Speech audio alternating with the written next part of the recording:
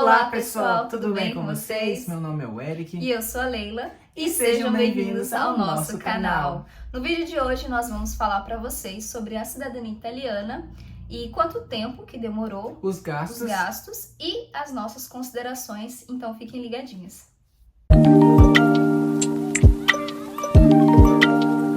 Primeiramente, eu gostaria de explicar para vocês a nossa situação. Eu sou descendente de italiana.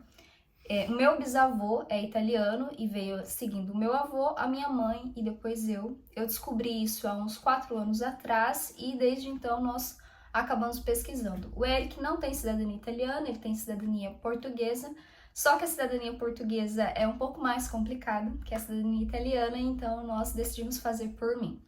Então agora o primeiro passo que eu vou explicar para vocês é quanto tempo que demorou nossa cidadania. Nós tiramos a cidadania em 2022, que foi agora recente.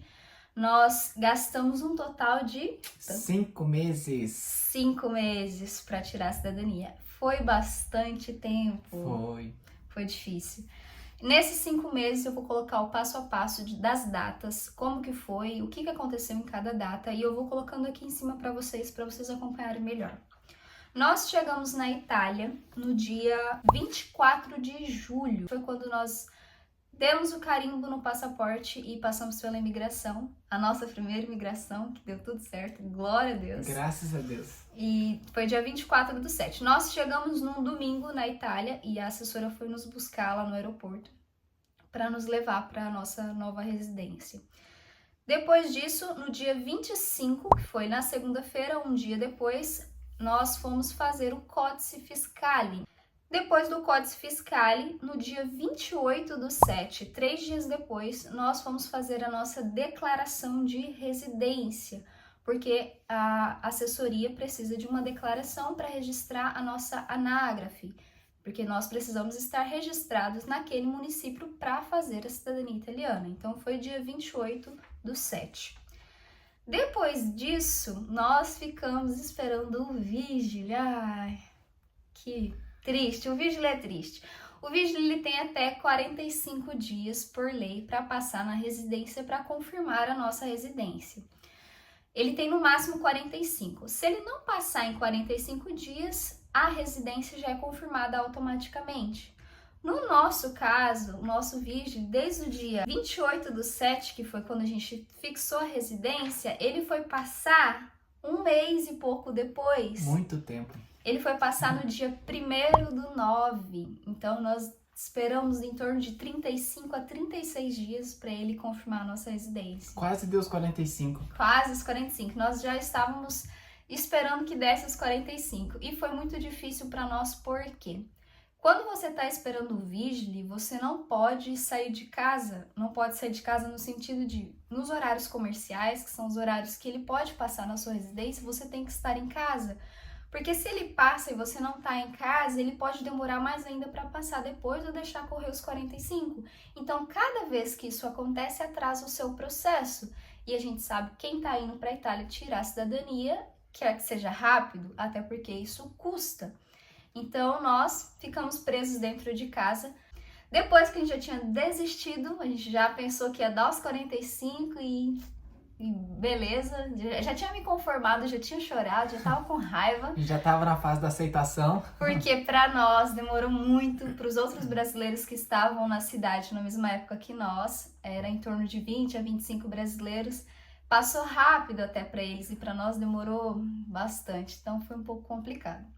Mas aí o Vigile passou, confirmou a nossa residência e quando ele passa, ele faz umas perguntas tipo, o que você está fazendo aqui? Para que você veio? Ele te pergunta, você está aqui estudando? Aí você vai falar, não. Você está aqui trabalhando? Não. Aí outras opções? Aí você vai falar outras opções, que significa cidadania italiana. Depois desse passo, depois que o Vigile passa e confirma a residência, a nossa assessora entrega toda a nossa pasta de documentação no Comune, que é a prefeitura. Comune significa prefeitura para os que não conhecem.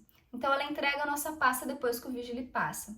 Quando ela entrega a nossa pasta prontinha, tudo apostilado, traduzido, bonitinho, é a hora que a oficial do Comune, que é a mulher responsável pela cidadania, ela precisa conferir os carimbos, conferir se aquelas certidões são autênticas, para que continue o processo de cidadania. Então ela faz essa conferência.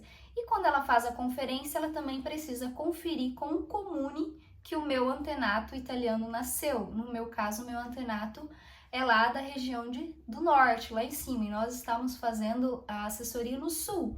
Então ela liga ou manda e-mail para o comune do meu antenato para confirmar se é uma certidão autêntica, porque infelizmente existem muitos casos de pessoas que falsificam documentos. E esse passo demora um pouco. Então, só para verificação, só para verificar com o comune, só para ela pedir para o comune se estava ok, foi no dia 13/9. Então, ela solicitou para o comune do meu antenato se a certidão era original. O comune do meu antenato foi responder no dia 30/9. Então, tudo isso a gente tem que ficar esperando. Depois que o comune respondeu no dia 30/9, foi que é a hora dela mandar a tão desesperadora NR para o Brasil. O que é NR? NR é um documento de não renúncia. Significa que o italiano, que o antenato, não renunciou o direito da cidadania italiana. Então, ela precisa desse documento e precisa que o consulado do Brasil responda para ela. Então, no dia 30/9, que o comune respondeu que estava tudo certo, ela foi solicitar a NR para o consulado brasileiro no dia 25/10. Quase um mês depois. Quase um mês depois, ela foi mandar um e-mail. Era um e-mail. Era só um e-mail, gente. Era só um e-mail. Você faz isso em 5 minutos, em 2 minutos. Demorou quase um mês. No dia 25/10, ela solicitou a nossa NR para o Brasil. Ai, eu queria morrer. Foi triste. Por que ela demorou? Não sabemos. Até hoje a gente não sabe e pronto, né? Tinha muito serviço para ela fazer. Então, depois que ela solicitou, a NR demorou mais uns dias e chegou a confirmação da NR, consulado falando que estava ok, que o meu italiano não renunciou à cidadania e eu poderia ter direito também à cidadania. Foi no dia 17/11, no dia 17 de novembro. Depois disso, que chega a NR, é um outro processo que é a transcrição da minha certidão de nascimento e também da minha certidão de casamento, porque nós levamos para a Itália as duas certidões porque somos casados no Brasil. E aí é o momento dessa transcrição e aí também demorou, porque ela decidiu que tinha muito serviço na frente para ela fazer, né? Depois do dia 17/11, 17 de novembro, nós fomos assinar que o documento estava pronto e transcrito no dia 15 de dezembro. Praticamente mais um mês só esperando. Só esperando ela transcrever as certidões. No dia 15/12, 15 de dezembro, nós assinamos a tão sonhada cidadania. Graças a Deus. E depois do dia 15/12, quando você assina, já é ela que solicita a nossa identidade e vem automático. Depois do dia 15, a minha identidade chegou em casa no dia 22 de dezembro, né? Em torno de 7 dias no máximo. Eles têm até 7 dias para enviar o cartãozinho da identidade. Mas, então, todo o nosso processo, desde o dia que nós chegamos até o dia que nós saímos, foi cravado ali praticamente 5 meses de processo. 5 meses de espera. De espera. É muito tempo. Foi muito choro, muito desespero, muita indignação. Por que isso está acontecendo comigo? Mas aconteceu. No mesmo tempo que estávamos lá, tinha outras pessoas junto conosco, que eu já falei, em torno de 20 a 25. E na mesma época teve pessoas que durou menos, né? Enquanto nós esperamos 5 meses, teve pessoas que saíram com 3 meses. 85 dias. Teve pessoas que saíram com 3 meses e meio, com 4 meses, com 4 meses e meio e o nosso caso com 5 meses. Estranho, porque nós chegamos praticamente 2 dias depois. Então... Isso para nós soa estranho porque nós não entendemos os motivos se são pessoas que chegaram praticamente tudo na mesma época. Agora, nós vamos falar sobre uma coisa muito importante que quem pensa em fazer cidadania já pensa. Quanto que eu vou gastar? Esse é delicado, esse é complicado. Então, vamos lá, vou colocar aqui em cima para vocês quanto que nós gastamos Com cada situação, eu vou colocar os valores para que a gente possa somar e ver quanto que ficou. Esses valores são a nossa realidade. Outras pessoas gastavam muito mais porque elas viviam de uma forma diferente. Como nós somos economistas, essa foi a nossa forma e os nossos gastos. Mas teve gente que gastou muito além disso. Teve gente que gastou mais, verdade. Eu vou colocar para vocês o que nós pagamos para assessoria. Tudo que eu falar aqui, gente, é em euros, tá? Não é em reais. Então depois tem que fazer ali, pegar a cotação do dia e converter para saber quanto que fica em reais. Nós gastamos com a assessoria 3.500. Ai, 3.500 euros com a assessoria. Depois, esses 3.500 é para o meu processo. Então, isso custou para mim, do início ao fim do processo. Quanto tempo demorou é independente, aos 3.500 que eu paguei e demorou 5 meses, foi só isso que eu paguei. Não paguei nada além disso, porque a assessoria não promete um prazo, mas ela me cobra do início ao fim do processo. Então, 3.500 foi para mim. Como eu levei o Eric comigo, ele se considera como um meu acompanhante. Então, no processo, ele é considerado como um acompanhante. Existem acompanhantes menores, de 18, que são os filhos, e os maiores de 18. Para que ele pudesse estar comigo na casa e até para ela conseguir uma casa para nós que tivesse um quarto de casal, para que a gente tenha nossa dignidade como casal, ela precisa também de um valor, a gente também paga isso, é a parte. Sim. E o valor que a assessoria nos cobrou foi em torno de 600 euros por mês para o acompanhante. Esse aí ficou um pouquinho pesado, esse aí deu uma pesada para nós, porque é 600 por mês. Então, quanto mais tempo demora, mais gasta. Sim. Né? Os 3.500 estava pago pelo tempo que fosse necessário. Porém, os 600 dele como acompanhante precisa pagar todo mês quando o processo demora, né? E o nosso foi 5 meses, tá? Então, foi 600 euros por mês pelo acompanhante. E de comida no mercado, eu não achei a comida na Itália cara. Assim, é caro se a gente pensar que a gente está convertendo o nosso real suado para o euro. Aí é caro. Mas você considera que na Itália os preços das coisas são caros? Não, referente ao salário mínimo é caro, mas os produtos referentes comparado ao Brasil, como se fosse eles por eles, é bem em conta, bem em conta. Eu achei bem em conta. Para quem ganha em euro, é barato, não é caro, é bem tranquilo. E nós somos economistas, o Eric já falou para vocês que nós sempre economizamos e quando temos um objetivo, a gente economiza, a gente tem foco no que a gente está fazendo.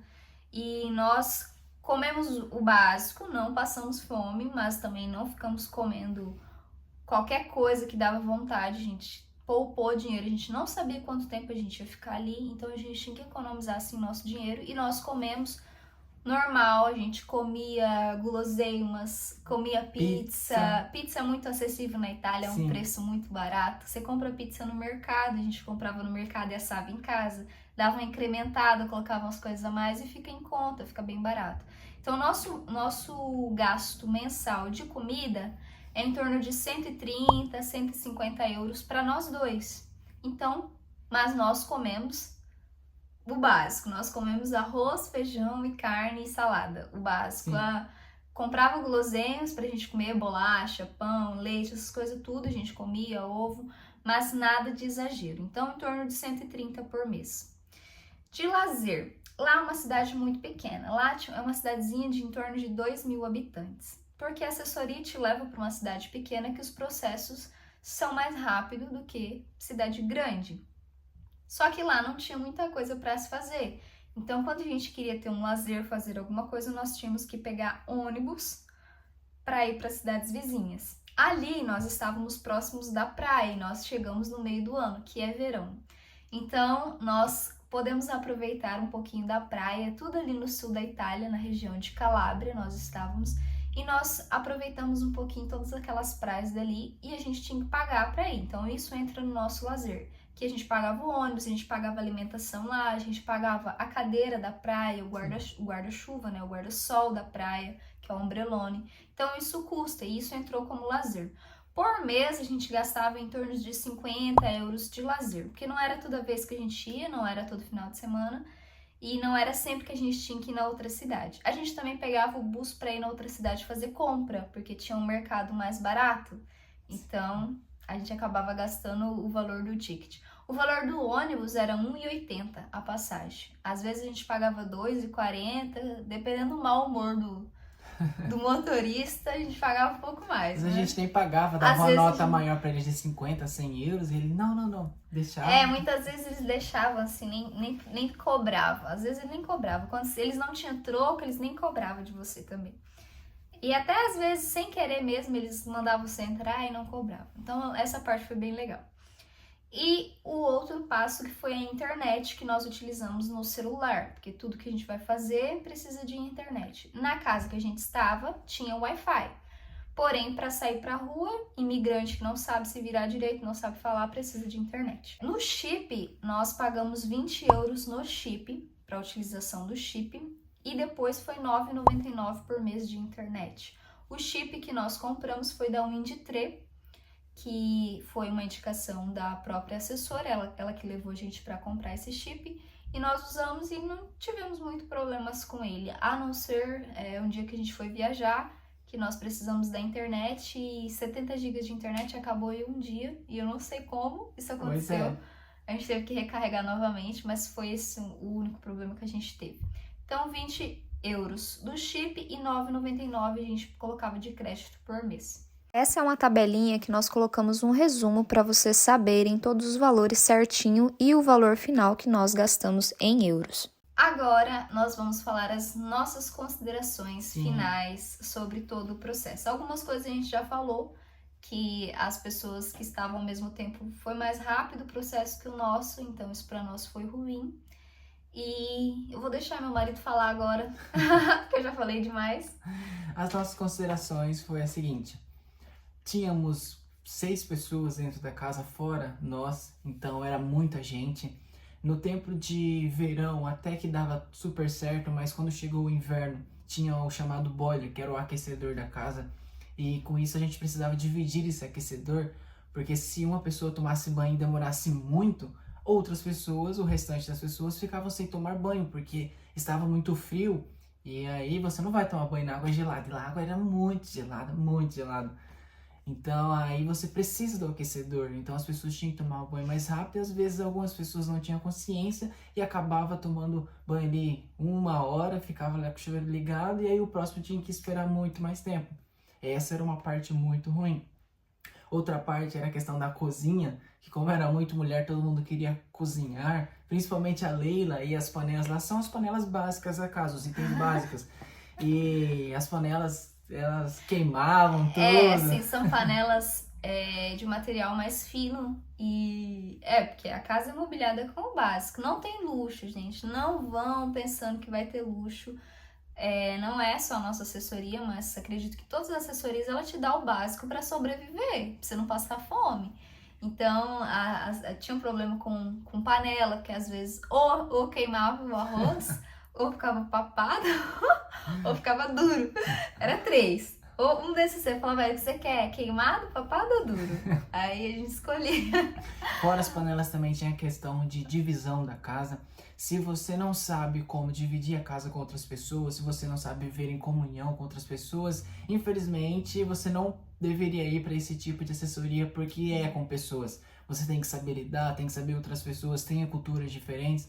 É ser maleável e saber conversar com todo mundo. É ruim quando você entra numa casa onde tem rixas, onde tem pessoas que ficam bravas com outras por coisas insignificantes, coisas simples, fáceis de resolver. Tinha coisas lá que era por um pote, as pessoas brigavam. Então, coisa assim que chateia e é triste, porque você convive com outras pessoas. Fora isso também, tinha a questão, quando entrou o inverno, o aquecedor. Nós não tínhamos aquecedor a gás, era os aquecedor direto na tomada, os elétricos.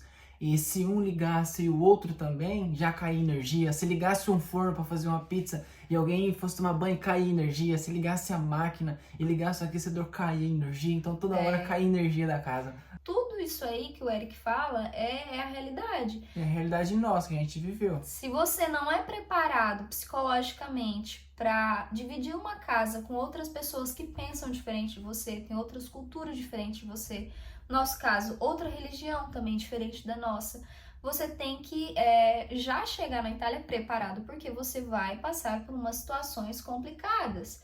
Você vai ter que aprender a dividir, você vai ter que aprender a respeitar o espaço dos outros, a questão de barulhos também, então, para não incomodar o seu colega. Mas a nossa convivência na casa foi bem legal. Nós fizemos amizades, amizades assim para a vida toda, que a gente vai levar no coração.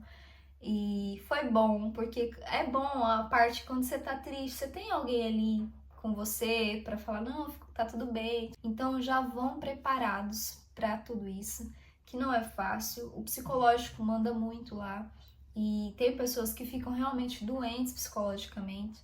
Tem pessoas que não aguentam, acabam voltando pro Brasil. Então, é delicado. Você tem que pensar que é um objetivo maior, que o tempo que você tá passando ali vai passar, vai acabar e depois você vai estar sorrindo e feliz da vida porque você conseguiu tão sonhada cidadania italiana. Então esse foi o vídeo de hoje, pessoal. Foi um pouco longo, espero que vocês entendam. A gente tentou passar os detalhes para vocês. A gente pode fazer mais vídeo depois explicando alguma situação mais específica do processo da cidadania, que a gente foca exatamente em uma parte.